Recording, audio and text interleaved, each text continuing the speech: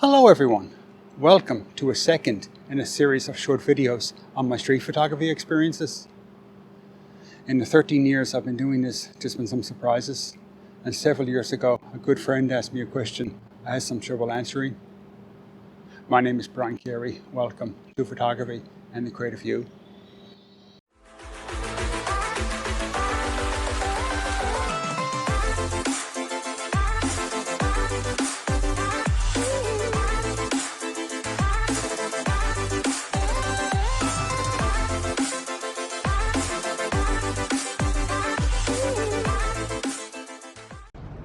When I began my street photography back in 2008, I wanted to capture small city life around me, with the main focus being on people. The people I was interested in were the individuals who spent a lot of time on the streets downtown, the regulars I call them. As time went on, I moved more into street portraits. I was looking for people who might never have or even considered having a professional portrait taken. And when I was downtown, I might walk the streets for 3 or 4 hours. And if I see someone coming whose portrait I'd like to take, I'd say hi and ask them. Other times I would stop outside a shop or some rest area and review the images on my camera or check my settings. The important thing for me was I wanted anyone I might ask to see me with my camera and have some idea what I was up to.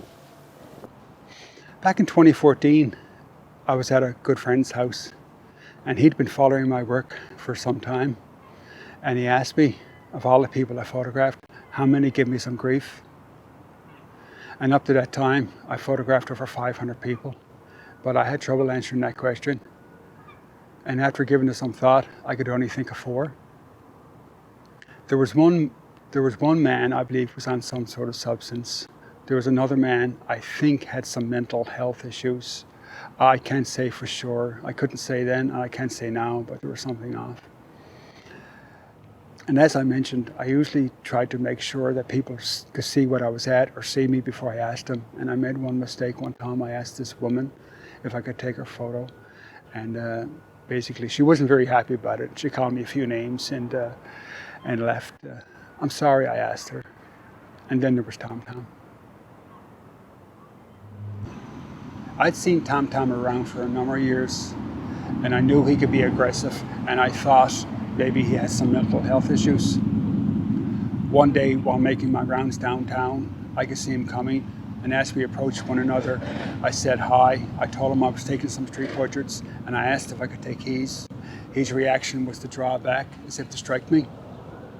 Of course, I stepped back. I was nervous, my heart started to race, but I collected my thoughts and I started to talk to him. And I said to him, you know, if you want people to be nice to you, you have to be nice to them. You want people to be nice to you, don't you? And of course he said yes. And since then he's settled down a lot. And I've taken his portrait 10 or 12 times. And he has a few of those proudly displayed back at his place. And just yesterday, I came across him again, and of course, he asked me to take his portrait. There's an important message here, and that is we have to look at the bigger picture. We have to be able to give each other a break. This could be us after all. I spoke to a man years ago about my experiences downtown, and he told me, he said, you know, one blow to the head, and we could be like that. And you know, some of the people I dealt with have had that experience, unfortunately. And our capacity for compassion is a measure of us as human beings. And I know we all want to be considered good people. When I decided to do this video, I had 2 concerns. One was I didn't want to get into anyone's personal life, so I used a nickname, but I thought it was an important story that had to be told. And another was I didn't want to give anyone a false sense of security if they decide to do something like this. You got to consider, I live in a small city. I've lived here most of my life, and most people know me. And besides, Canadians and Newfoundlanders in general are very friendly people and very approachable. I'll leave links below where you can see these photos, and I'll also leave links to my own portfolio and ebook. And I've got more videos on my street photography, the joy of photography, and creativity on the way. Thanks for watching.